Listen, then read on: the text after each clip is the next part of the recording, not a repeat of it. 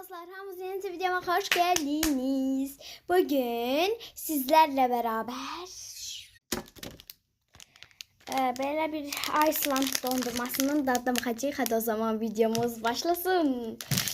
Açtım. Erimişe benziyor üstten. Bakalım, bu arada forması böyle çıkmalıdır.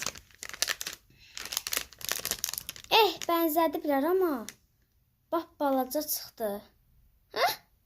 Bir dakika içine koyuram indi. Koydum. Bəs bu paketin burası hani? Buna bakın, bu boyda.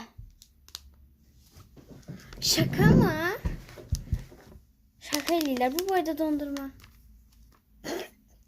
Tadına bakın, neyse. Boş ver bunları.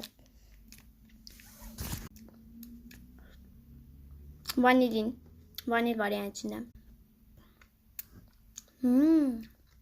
Tadı çok güzeldi. Kakao kimi yerinden de bakacağız. Bu arada kakao değil. Vanili ve kahve. Kahve. Yani kofe falan da gelir.